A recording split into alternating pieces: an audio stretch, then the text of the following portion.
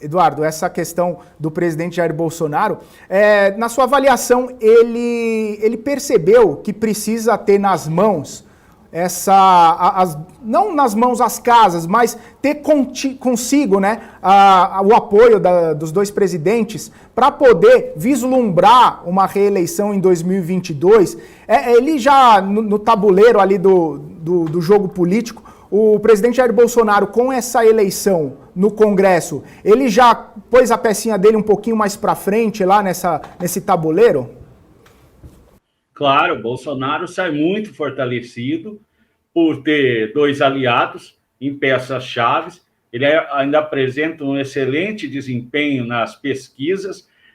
É um presidente diferente dos outros, por exemplo, do primeiro mandato da Dilma. O segundo foi muito esquisito, mas o primeiro mandato da Dilma, do Lula, do Fernando Henrique, porque ele enfrenta um fronte na grande imprensa. Assim, uma hostilidade absoluta dos grandes jornais, as grandes redes de TV, não vou, nem preciso mencionar aqui, e eu vou te dar um off aqui, que talvez você sinta aí como jornalista. Eu participo de grupos de WhatsApp de jornalistas, né? Eu ultimamente atuo mais como consultor político mas eu fico chocado de ver o nível de agressividade que se tem para com o presidente, que é só mais um presidente. Bolsonaro não descobriu o Brasil.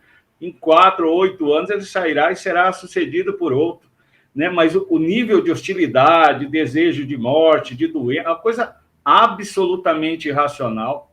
Um dos grupos que eu faço parte tem uma lista do Brasil inteiro, de grandes veículos, que não pode se mencionar o nome do presidente. Por exemplo, Bolsonaro perdeu a votação, você não pode escrever Bolsonaro. Então, isso é um nível de animosidade sem precedentes. E tem explicação. Eu vou só te dar um dado. Desde o início do governo Bolsonaro, se estimula que, em termos de esquemas de corrupção no governo federal, das mais variadas plataformas, né, esteja perdendo, em relação a outros governos, de 80 a 100 milhões por mês de esquemas irregulares que eram irrigados com dinheiro desviado da máquina pública. Então, por 80, 100 milhões de reais por mês, o pessoal é capaz de literalmente matar. Entendi. Eduardo, e a gente quer saber, né? A pergunta que sempre fica é a seguinte: agora, com eleições relevantes, né, lá na Câmara, lá no Senado, inclusive os dois presidentes ganhando aí no primeiro turno, com larga vantagem, com folga, eles vão ter, entre aspas, de vida fácil para passar os projetos, para passar as pautas, para colocar na agenda das casas aquilo que eles se propuseram, inclusive, a colocar. A gente sabe que a gente tem uma pauta extensa, né? Eu estava conversando com o general Peternelli agora há pouco, e existe uma pauta extensa. Existe a PEC emergencial, a gente tem a questão das reformas tributária, administrativa, a gente tem a questão do orçamento que precisa ser votado também, né? Tem a questão do auxílio emergencial. Enfim, a gente tem uma série de situações que precisam ser discutidas, que precisam ser debatidas entre os parlamentares, e a pergunta que fica é se os presidentes do Senado e da Câmara, por ter esse amplo apoio, por ter essa vantagem, essa folga na eleição, eles vão ter, entre aspas, aí uma vida mais fácil para poder colocar essas pautas em discussão. Na sua avaliação, por favor. Com certeza. Eu vi o general, que eu conheço, falando há instantes sobre a reforma tributária. A proposta dele é espetacular, mas politicamente muito difícil de se viabilizar, mas o que interessa é o seguinte: as reformas avançarão.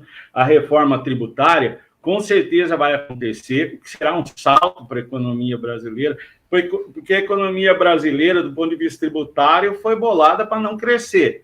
Ela foi intrincada assim para beneficiar cartórios, contadores, advogados tributaristas, que é virtualmente impossível estar em dia com o fisco se você tem uma empresa de médio porte. Só as gigantes conseguem, com um exército de contadores. Só para avançar mais, o pacote anticrime, por exemplo, você vê o que um presidente da Câmara pode fazer para atrapalhar? O pacote de crime tinha um apoio popular gigantesco, voltando ainda à gestão do ministro da Justiça, Sérgio Moro. Não obstante, o Rodrigo Maia e a sua turma distorceu totalmente o pacote, ele foi aprovado, mas não teve efeito, porque não era aquele o projeto, que seria algumas coisas assim, se concretizaram tal, mas no plano geral, o pacote anticrime não foi aprovado, porque foi outro, né? Então, acredito que haverá mais facilidade, haverá mais diálogo, o deputado Arthur Lira tem mais jogo de cintura, no sentido, e tem mais peso político também que Rodrigo Maia, porque o Rodrigo será sempre visto como filho do César Maia, né? Ele falou partido da boquinha, a irmã dele, isso é nota pública, acaba de ser nomeada na Rio Tour, por isso que ele não pode assumir a secretaria lá. Não é que ele está declinando o convite, é que se ele assumir, a irmã terá que ser demitida da autarquia municipal que organiza o carnaval lá no Rio de Janeiro.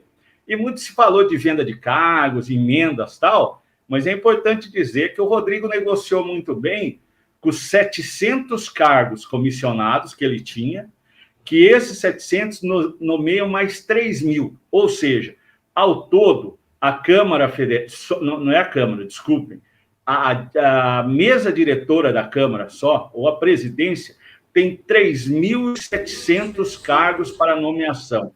Salário mínimo, R$5.000, vai até R$24.000. Só para você ter uma ideia, meu caro Felipe, o orçamento da Câmara dos Deputados Federais é de 6 bilhões e 200 milhões de reais. Só tem 3 prefeituras que têm orçamento maior do que a Câmara, que é Rio, BH e São Paulo. Por exemplo, Porto Alegre ou Curitiba, com 2 milhões de habitantes, tem que administrar esses 2 milhões com menos dinheiro que o Rodrigo Maia tinha para cuidar de 500 pessoas. São 500 parlamentares, 513 para ser específico. Então, é uma montanha de dinheiro. Claro, o governo federal tem recursos maiores, mas obrigações muito maiores também. E é uma montanha de dinheiro que, para quem é mal intencionado, dá para fazer muita coisa. E aí vem a fragilidade política do Rodrigo. Com essa montanha, ele conseguiu apenas 70 mil votos em 2018 no Rio de Janeiro. Felipe.